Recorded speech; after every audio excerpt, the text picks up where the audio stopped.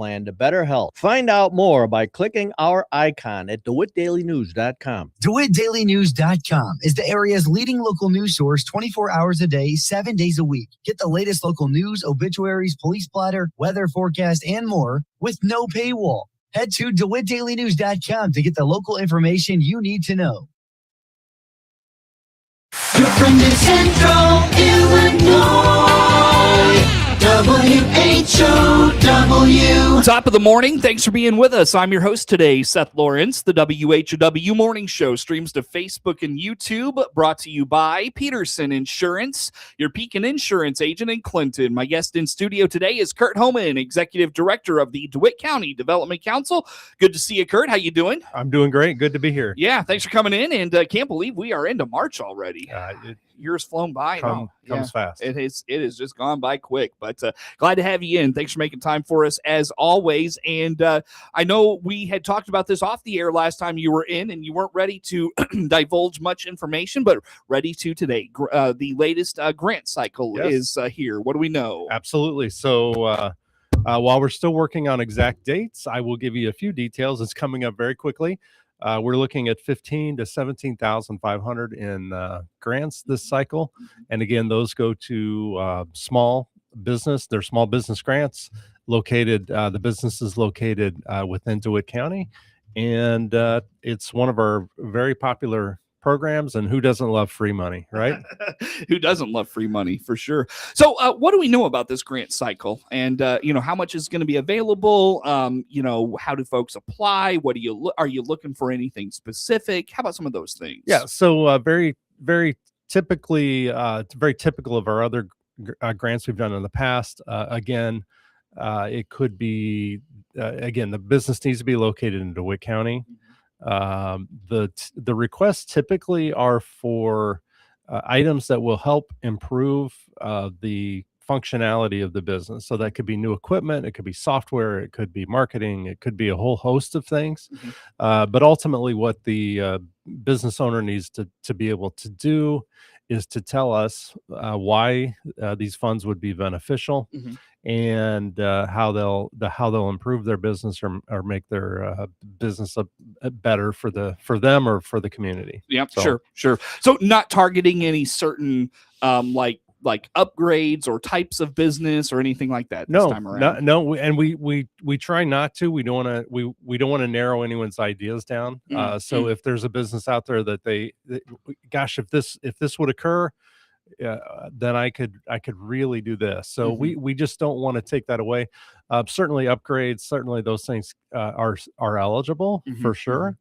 But we don't want to limit.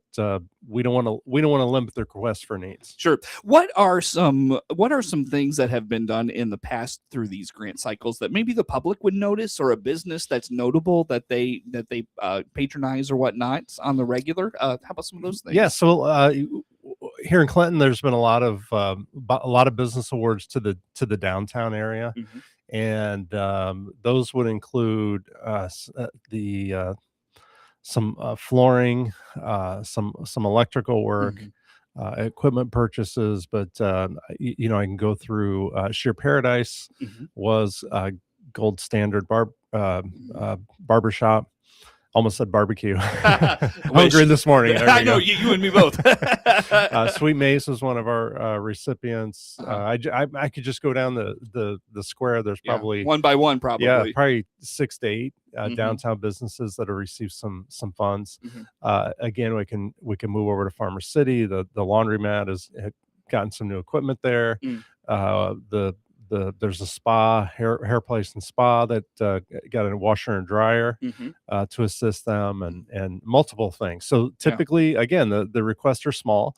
The judges tend to like, if you have $150,000 project, we love those projects. However, those typically aren't a real good fit for our grants. Okay. So with only up to $17,500 to award, a $2,000, $3,000, $4,000, $5,000, whatever that number is that would be granted, is pretty insignificant to those big projects. So we like people to kind of shrink their project down a little bit. And if the request is $8,000, the business may get none of that, or they may get 8, or they could get 5 or 4 or whatever that magic number is that the judges see fit. Sure. Yeah. Yep. And again, one thing you hit on there, not just limited to Clinton. You want to help Correct. out those businesses in Farmer City too. Farmer City and the rest of the county. Yeah, certainly not just. Certainly, it's not just Clinton, and we've awarded a lot of grants outside of Clinton as well. So it's been a pretty good representation of grant recipients throughout the county, which is good to see. That is good. Very good. So on that note, where does this money for these grant cycles come from? Because I know the last we talked off air, and I know you mentioned to us last year, last year's grant cycle, you called a banner year for grants, just in how much you were able to distribute, how many cycles you had, all those things. Where does this money come from? Yeah, so we get money from different sources. Some of that is specifically for our micro grant program. So this particular year, the city of Farmer City and the city of Clinton have both kicked in money specific for the micro grants. We also have First National Bank is contributing some money for the micro grant as well, and then we're taking some out of our general funds, and those could come from just out of our operating funds. So that's monies that have been used or donated for our support. But it's an important enough program that we want this program to continue. Yeah. And again, it's very popular. Sure. So when it comes to the grant cycle itself, what kinds of things do you need from the business in their application? Yeah. So the absolute most important thing that we will need in that application is details about their business, cost breakdown on the equipment or item or whatever it is. So we need very detailed information on what that cost is. And then most importantly, we need them to tell us why that purchase or why that money will make a difference in their business, improve their business or whatever. That is the key thing that the folks that our judges look for. We also need some basic financial documentation from the owners, and that's about it. Okay. Yeah. It's a pretty basic application for sure. Sure. Curt Homann is the executive director of the DeWitt County Development Council, and there's probably business owners right now listening, Curt, that say, when is this information going to be out there? When can I apply?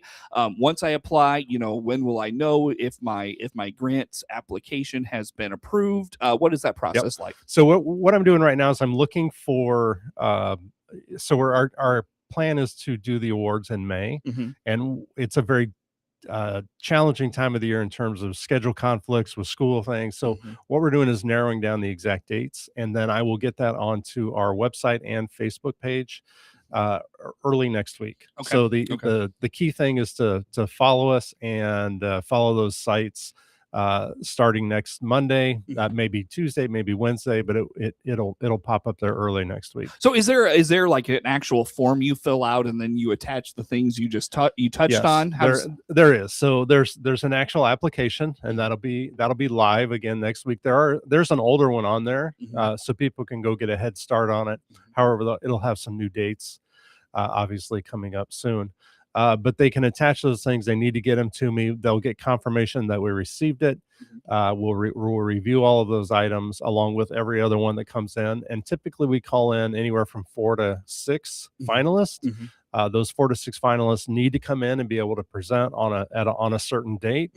And the judges make their decision that day. Oh, wow. And the winners get official notification a few days later. Okay. Yep. So who is on this panel of judges? We'll say, I know it's probably not the right term, but who is on? Okay. Yeah. So who is on this panel that evaluates all these applications, and how do they decide? What's that deliberating process look like? How about those things? So I'm the first screen, I guess. Everything comes to me. I keep all the financial documents to myself, so no one else actually sees those. And then I will make sure that the business simply qualifies their request. If there's additional items that we need, I'll get back to the business owner and say, hey, we still need this, this, and this, or Okay. go into more details. From there, our judging panel changes from year to year. Some stay, and we have different ones, but those will include some DCDC board members. Typically, will also include someone from the county board, typically someone from the city of Clinton, someone from the city of Farmer City, and some at large. So we typically have anywhere from 4 to 6 judges. And again, they get all of the request information without the financial documentation that I set aside. And they make decisions on who gets to come in. And then from there, again, the business owners come in and make their pitch. Yeah. So there's probably a business owner that's out there that says, gosh, I'm just not great in front of people. You know, how weighted is that presentation piece? Is there one part of the application that's more weighted than another? How does all that work? So it's all steps. So, you know, you got to get through the first step. You know, if you don't get invited in to present, you wish you'd done a better job with the application process. Sure. So, and every step is important. So, you know, spend time on that application. And then, you know, if you're uncomfortable speaking in public, you're get over that. it's all I know to say. Just coming in from the top rope this morning, because just get over it. Because 20 to 30 minutes can mean, $4,000, $5,000, $6,000. So Sure. And we don't make it difficult. It's in a closed room. It's a very comfortable setting. You just really need to be able to explain a little bit about your business, why this money would help you, and do better than as many others as you can. Yeah, sure.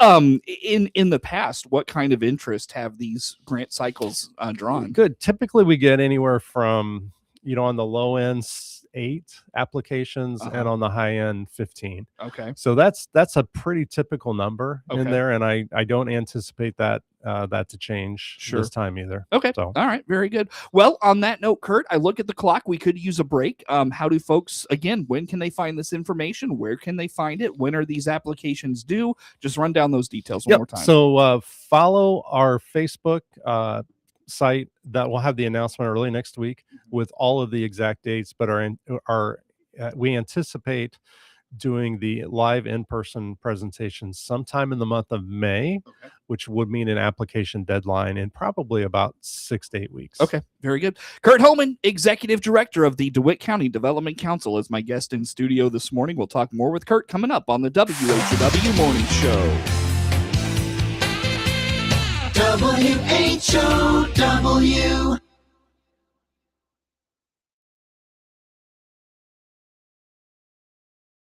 Here's Hart Media Group owner Matt Hart talking about being in front of our audience on multiple platforms. This what we call the second screen, right? It's the phone, because now we don't watch television one screen at a time. We're constantly watching 2 screens. You might be watching the University of Illinois football game on Saturday on your big screen, but you got your phone there. And when a commercial comes on or timeout comes on, you're watching that second screen. And we want to make sure that we're positioned to be on the second screen, whether it's social media, we want to be there. Hart purchased the Miller Media Group in Clinton in August of 2025. Hey, it's Shane from Highway 51 Exchange, your mower and equipment service pros just south of Clinton. Click our banner ad on DeWittDailyNews.com or give us a call to schedule your free pickup and delivery today. Highway 51 Exchange. Longview Community Bank is now open in Clinton, investing in rural Illinois. I'm Vice President Nate Sams. Stop by for a visit or to find out how we provide real local banking. Click our banner ad at the top of the local news page on DeWittDailyNews.com. This winter, your to-do list should include hot cocoa, and that's about it. No planning for repairs, no worrying about upkeep, and absolutely no hassle. Because winters in Illinois can be unforgiving with cutting winds, fast-falling snow, and driveways that are never quite clear. But at Hickory Point Garden Homes, snow removal, icy driveways, and winter wear and tear are already handled. So you're not braving the cold just to get out the door. If you're ready for a winter that feels easier, see Hickory Point Garden Homes by scheduling a tour today. Click on their icon at DeWittDailyNews.com today. WHOW is Central Illinois' ag station, and that includes providing farmers information on how the commodity markets close each day and week. I'm Todd Gleason from Illinois Public Media, University of Illinois Extension, inviting you to hear the daily closing market report weekday afternoons at 5:06, and on Saturdays, tune in for Commodity Week with a review of the week's markets at 8:30 in the morning, all on WHOW AM, FM, and streamed online. Your friend in Central Illinois, WHOW. Once again, a good morning. Thanks for being with us. I'm your host today, Seth Lawrence. The WHOW Morning Show streams to Facebook and YouTube, brought to you by Peterson Insurance, your Pekin Insurance agent in Clinton. Again, my guest in studio today is Curt Homann, Executive Director of the DeWitt County Development Council. And, you know, Curt, we talk about March and kind of transitioning to that warmer weather. It's going to be a busy time at Clinton Lake, which is a huge economic driver of DeWitt County in Central Illinois. And I know there's lots of collegiate events. There's several just general events out there. What comes to mind for you as you think about that side of it? I've got a short in your mic. 1 second. Now let's try it. Okay, is that better? That's better. Yep, Perfect. there you go. Sure. Yeah, definitely the warmer weather spurs a lot of excitement about outdoor activity. Mm-hmm. DeWitt County is there's just a plethora of activities that are going on, and there's a lot of economic benefit to that. Mm-hmm. Are you losing yeah, it again? Yeah, let's do that. I don't mean to be No, you're good. Yeah, let's try not to touch it. Okay. The microphone gods don't like us this morning. All right, go ahead. So yeah, this beautiful weather brings, of course, outdoor activities and lots of events coming up in DeWitt County. The lake, of course, is such a huge economic factor for the county most of the year, for sure. But there's also a lot of other great activities going on. So you mentioned collegiate activity, the U of I rowing. Their collegiate competition is in April, although they have other competitions out the lake even prior to that. Oh, they do. Yeah, they do. They have, I think, five or six events out there. Most of them are dual meets. Okay. The Farmer City Raceway, they'll be firing up their season here very soon with practices starting sometime in March. Mm-hmm. Of course, you have the America 250 celebrations. I know Clinton's having one, Farmer City's having one. There's probably some other areas in the county that are as well. Mm-hmm. And all of these activities just bring outside visitors to our community, and all of those things are good for economic benefit to the businesses and the community in general. So, a few key reminders, even if you're not involved in those things. One thing that people tell us about communities is they tend to recognize, hey, that community was really welcoming, or the reverse of that. So I always remind people this time of the year, when you see a stranger, say hello, be very welcoming, and that goes a long way. Yeah. To have people come back, for sure. Yeah. Don't honk at people on the roads. That sort of stuff. Yeah.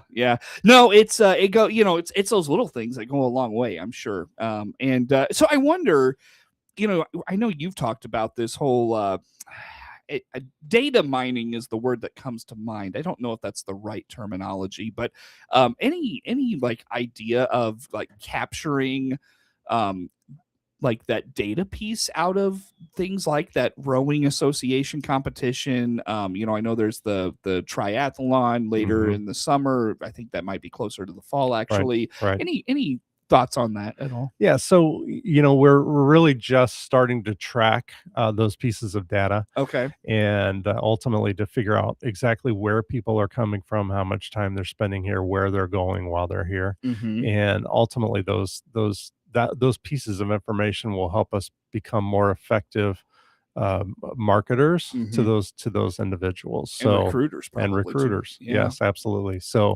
we're learning as we go in that regard. But that is a very powerful piece in our toolbox. Well, and we've probably not talked about that in 7-8 months, maybe a year. Yeah, not quite that long. We haven't had it that long. But Okay. Yeah. But that data's got to be coming pretty clear Is that fair to say, or do you need a full year of data? We really do need a full year. Now we can go back and look at specific date times that have already happened, of course, to give us some historical aspects of where people are coming from year after year. And those are certainly helpful. But as those events take place, we can get real-time tracking, so it's even way more accurate. And those things are important. Sure. Very good. And I wonder, will there be more of a like firm economic impact idea out of that data in terms of, I don't know if dollars will play a piece in that at all, but so ultimately what we're doing in that regard is we're taking the county's economic plan, strategic plan, and any economic pieces that are in there, we're trying to match data with those pieces. Yeah. So ultimately the answer is yes. We hope to get a clearer picture and a verification for the county as to why some of these things that they're doing make sense and the rest of the communities are doing. Sure. There is a bigger picture tie-in, and tourism is certainly one of those pictures, along with some other things. But yeah. I know the city of Clinton recently updated their strategic plan, and they're really diving in head first to make it happen. I know Taylor's on tomorrow, and he has talked about some strategic planning in Farmer City. I can't remember the last time the county updated their strategic plan. Is it about time for an update there too? It was not all that long ago. It was, okay. Yes, and it does get reviewed periodically. Okay. So who does that? Is there like an economic development committee at the county level that does that? They hired it out when it was completed, and they internally, Illinois State did it or something. I don't even recall, but it was within the last 5 years, and it has been reviewed. There's some discussion that with some of the data points that we would be able to provide, DCDC would be able to provide, that could really keep that a very fluid document, so that we can recognize things that are happening quicker and make adjustments as necessary. Gotcha. For sure. Gotcha. Very good. Well, Curt, I've got 1 minute left with you here, sir. One more time, highlight grant cycles, when folks can get that information, where they can get it, and what kind of the dates, the important dates are they need to know. So absolutely check out our Facebook page next week. Like us now, follow us now if you haven't already, but check it out next week. We will announce those on Facebook and on our website. And I'll probably give you a heads up there too, Seth, so you can announce it here as well. But we're looking at an award date in May, and those key dates, the application dates, and everything will be included next week. Sounds good. Curt, always good to see you, my friend. Thanks for making time for us. Yep, very good. Curt Homann, Executive Director of the DeWitt County Development Council, is my guest in studio. The morning show streams to Facebook and YouTube, brought to you by Peterson Insurance, your Pekin Insurance agent in Clinton. Network news comes your way next on the WHOW Morning Show. WHOW.